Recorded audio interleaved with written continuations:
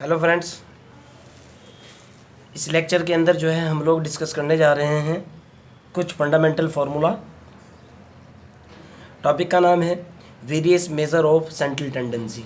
11th 12th के अंदर आप ये जो टॉपिक पढ़ते थे मेजर ऑफ सेंट्रल टेंडेंसी, जिसके अंदर आप लोग स्टडी किया करते थे, मीन निकाला करते थे, मॉड निकाला करते थे, मीडियन निकाला करते थे। ओके, उसके बाद डिस्पर्सन निकालते थे, यानी स्पेस के अंदर डेटा किस तरीके से फैला हुआ है और उसके शेप वगैरह जो कैलकुलेट किया करते थे, उसका स्टैटिस्टिकल फार्मूलेज क्या होते हैं उनकी बात करने जा रहा हूँ।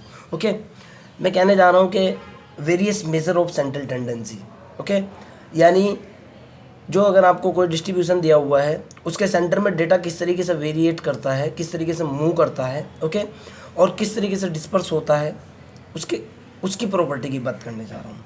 मान लिया जाए मेरे पास एफ जो है प्रोबेबिलिटी डेंसिटी फंक्शन है, ओके, और प्रोबेबिलिटी डेंसिटी फंक्शन जो डिफाइन किया गया है वो ए से बी के बीच में डिफाइन किया गया है, अर्थात उसकी फिक्स लिमिट लोअर लिमिट ए और अपर लिमिट मेरी कितनी है, बी है।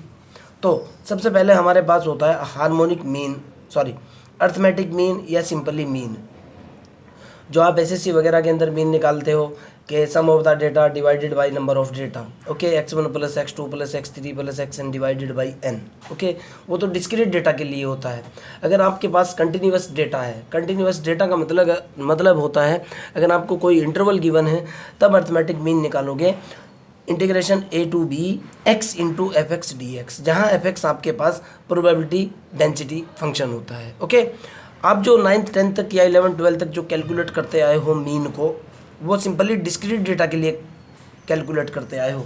आपके पास वहाँ फार्मूला होता था x bar is equal to x1 plus के x2 प्लस के x3 प्लस के x4 and so on xn divided by n।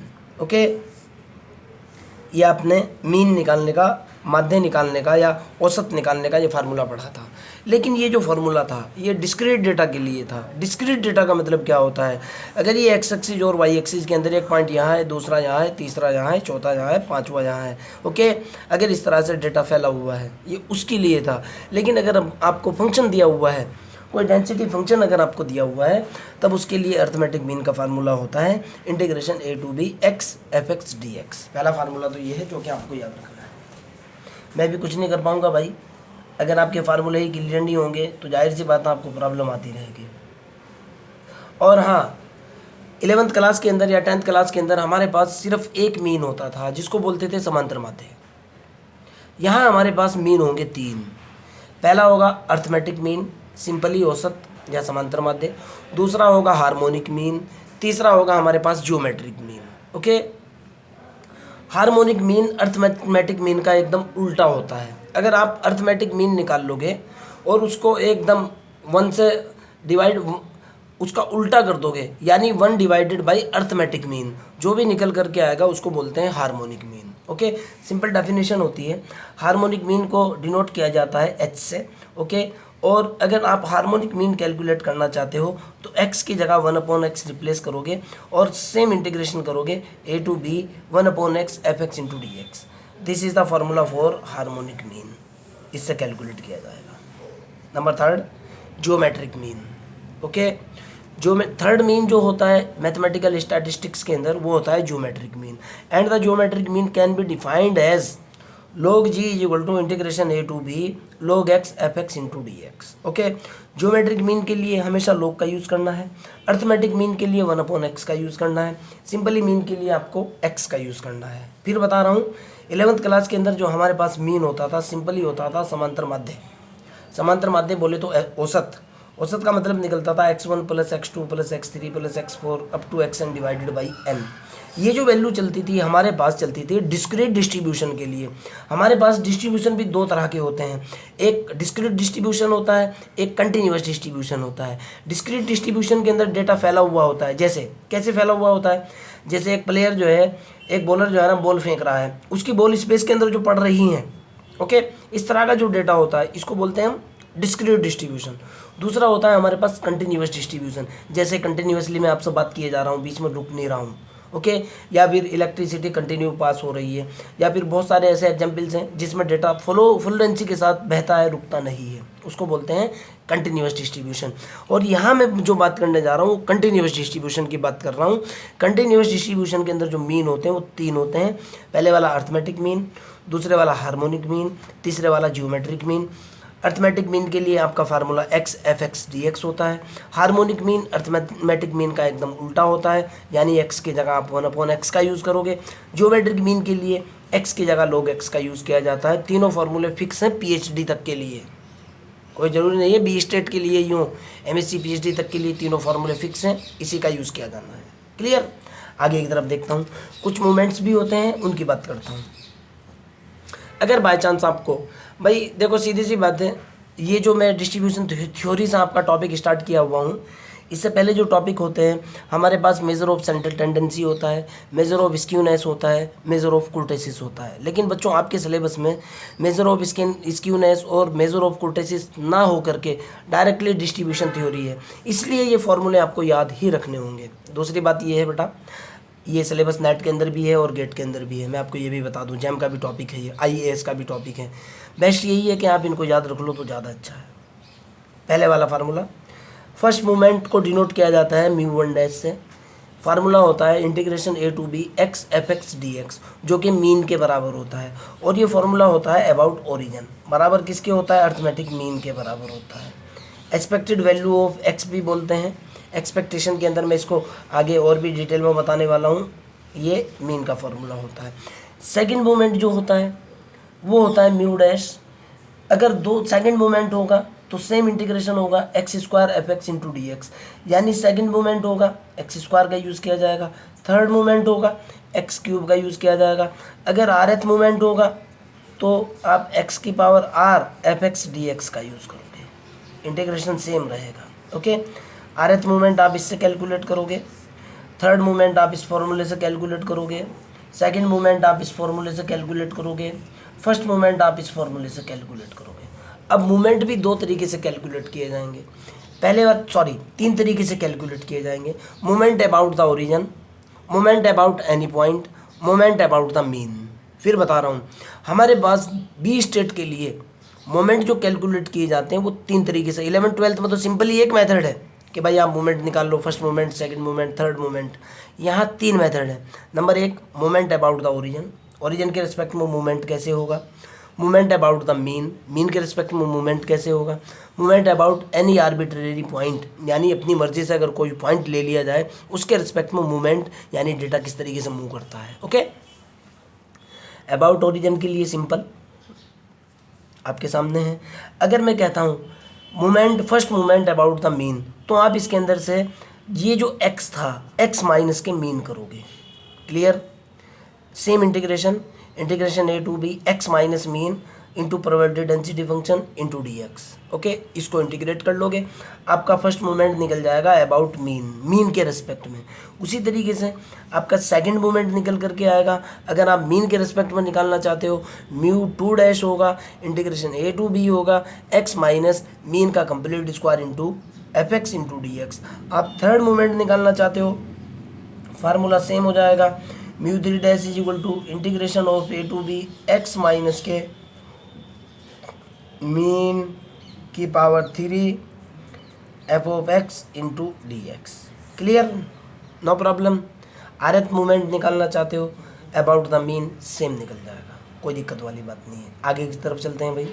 Central movement, हमारे पास 2 तरह के मूवमेंट होते हैं, सिंपल मूवमेंट और सेंट्रल मूवमेंट। सिंपल मूवमेंट तो मैंने आपको बता दिए हैं यहाँ तक। अब सेंट्रल मूवमेंट जो होते हैं, फर्स्ट सेंट्रल मूवमेंट होता है μ1' बराबर होता है μ1 के और बराबर होता है मीन के। सेकंड सेंट्रल मूवमेंट का जो फार्मूला होता है डिनोट किया जाता है μ2 से, और μ2 होता है μ2' माइनस μ1' का स्क्वायर। गलती की हुई है, μ1' का स्क्वायर। μ2' जो कैलकुलेट किया जाता है इस फार्मूले से कैलकुलेट किया जाता है। देखो आप, μ2' जो कैलकुलेट किया जाएगा, ये वाला फार्मूला रखा है, इससे कैलकुलेट किया जाएगा। μ1' जो कैलकुलेट किया जाएगा, हो सकता है इससे कैलकुलेट कर ले, हो सकता है इससे कैलकुलेट कर ले, हो सकता है किसी पॉइंट के रिस्पेक्ट में कह रहा हो उससे कैलकुलेट कर ले। अर्थात सेकंड सेंट्रल मूवमेंट जो कैलकुलेट किया जाएगा μ2' माइनस μ1' का स्क्वायर। इसी प्रकार थर्ड सेंट्रल मोमेंट जो कैलकुलेट किया जाता है उसका जो फार्मूला होता है बेटा वो होता है μ3 माइनस 3 μ1 प्लस 2 μ1 की पावर 3। ओके, आगे की तरफ चलते हैं। 11th क्लास के अंदर फिर आपने 3 चीज़ें पढ़ी थी, एक तो मीन पढ़ा था, एक मोड पढ़ा था, एक मीडियन पढ़ा था। सबसे पहले MD की बात करता हूँ, मीडियन एक्चुअल में होता क्या है। Median divided the distribution into 2 equal parts. Median एक ऐसी चीज़ होती है जो डिस्ट्रीब्यूशन को 2 बराबर पार्ट्स के अंदर डिवाइड करती है। जैसे आपने एक एग्जांपल के थ्रू आपको समझाने की कोशिश करूँगा।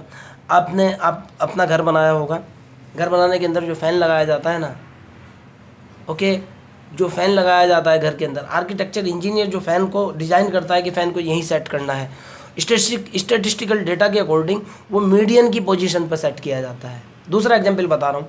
मान लिया मैं क्लास के अंदर जो है ना स्टूडेंट को पढ़ा रहा हूँ, कभी कभी ऐसे होता है कि एक बच्चों को आवाज़ कम आती है, दूसरे बच्चों को आवाज़ ज़्यादा आती है। मैं क्या करता हूँ, बच्चा बोलता है कि सर मेरे को आवाज़ नहीं आ रही है, मैं क्या करता हूँ, क्या तो आवाज़ को बढ़ाता हूँ या अपनी जहाँ मैं खड़ा हुआ हूँ वहाँ से अपनी पोजीशन चेंज करता हूँ। ये जो पोजीशन चेंज करना है इसको बोलते हैं median. Median is a variable which divided the distribution into 2 equal parts. Okay, और simply median divided the distribution into 2 equal parts. Okay, जो डिस्ट्रीब्यूशन हमारे पास है उसको बराबर पार्ट्स के अंदर डिवाइड करता है। जैसे हम लोग जैसे बच्चों को जो है ना कुछ खिलौने बांट रहे हैं, ओके, हम खिलौने बराबर एक एक डिस्ट्रीब्यूट कर रहे हैं ना, ओके, अगर 2 इक्वल पार्ट्स के अंदर उन खिलौनों को डिस्ट्रीब्यूट करके बांट दिया जाए तो हम मीडियन के थ्रू उनको डिस्ट्रीब्यूट कर रहे हैं। This is known as median. Clear.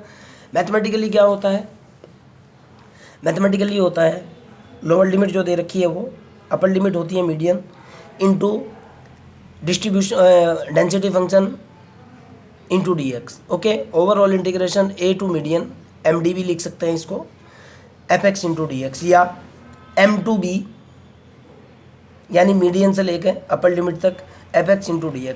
1/2 का यूज़ क्यों करते हैं, क्योंकि median divided the distribution into 2 equal parts. Median distribution को 2 बराबर पार्ट्स में डिवाइड करता है, इसलिए इसका यूज़ किया जाता है। ओके, आगे की तरफ चलते हैं। हमारे पास मीन डेविएशन भी होता है, हमारे पास स्टैंडर्ड डेविएशन भी होता है, हमारे पास जो है ना क्वार्टाइल्स भी होते हैं, हमारे पास जो है ना डिसाइल्स भी होते हैं। सबसे पहले मैं बात कर रहा हूँ मीन डेविएशन की। ओके, अगर आपने measure of dispersion, measure of skewness वगैरह पढ़ा होगा तो ये चीज़ें आप सारी जानते होंगे, और अगर आपने मेज़र ऑफ डिस्पर्सन और मेज़र ऑफ स्क्यूनेस नहीं पढ़ा है तो जाहिर सी बात है आपको प्रॉब्लम होगी तो होगी, क्योंकि प्रोफेसर मैं हूँ भाई, मेरे को पता है कहाँ क्या है। फंडामेंटल ऑफ मैथमेटिकल स्टैटिस्टिक्स की 10 किताब मैंने पढ़ी हैं, आपने नहीं पढ़ी हैं, सीधी सी बात, आप तो पहली बार पढ़ रहे हो। मीन डेविएशन अमाउंट मीन, ये एक फिक्स फार्मूला होता है। अगर आपको प्रोबेबिलिटी डेंसिटी फंक्शन गिवन है और आपको मीन डेविएशन अबाउट मीन निकालना है, जो भी इंटीग्रेशन की लिमिट दे रखी है उसके अंदर integration a to b mod of x minus के मीन इंटू fx dx, ये मीन डेविएशन अबाउट मीन है। और अगर आप mean deviation about any point निकालना चाहते हो, फार्मूला ऐसे चेंज होता है a to b x minus जो पॉइंट है जिसके रेस्पेक्ट में निकाल रहे हो a fx into dx mod of x minus a. Mean के रिस्पेक्ट में होगा तो मीन आ जाएगा, कोई अदर पॉइंट होगा तो अदर पॉइंट आ जाएगा। अगर अबाउट ओरिजिन होगा, अबाउट ओरिजिन की बात कहेगा तब हो जाएगा a to b mod of x fx dx। क्यों, ओरिजिन पर वैल्यू 0 होती है।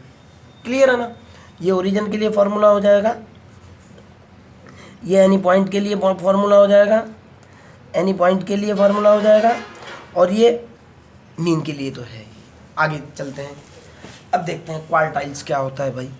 आपको पता है बेटा, आपने क्वार्टाइल्स भी पढ़े होंगे, डिसाइल्स भी पढ़े होंगे। क्वार्टाइल का मतलब होता है डिस्ट्रीब्यूशन को 4 बराबर पार्ट्स में डिवाइड करना, जो नाम है वही काम है। क्वार्ट का मतलब निकलता है 1/4 से। तो फर्स्ट क्वार्टाइल जो निकाला जाता है, फर्स्ट क्वार्टाइल को Q1 से लिखते हैं, सेकंड क्वार्टाइल को Q2 से लिखते हैं, थर्ड क्वार्टाइल को Q3 से लिखते हैं। मैं आपको कह रहा हूँ कि अगर आपका डिस्ट्रीब्यूशन ये है 1 2 3 एंड 4 है, ये बोला जाता है इतने वाला पोर्शन फर्स्ट क्वार्टाइल, ये Q2 सेकंड क्वार्टाइल, ये थर्ड क्वार्टाइल, ये फोर्थ क्वार्टाइल। ओके, यानी हर एक के बीच में 1/4 का डिफरेंस होता है। तो अगर मैं फर्स्ट क्वार्टाइल की बात करूंगा, फार्मूला होता है a to Q1 fx into dx is equal to 1/4। This is the fix formula. First quartile हमेशा इसी से निकलेगा। आपको 1/4 ही रखना है, क्यों? क्वार्टाइल का मतलब होता है डिस्ट्रीब्यूशन को 4 बराबर पार्ट्स में डिवाइड करना।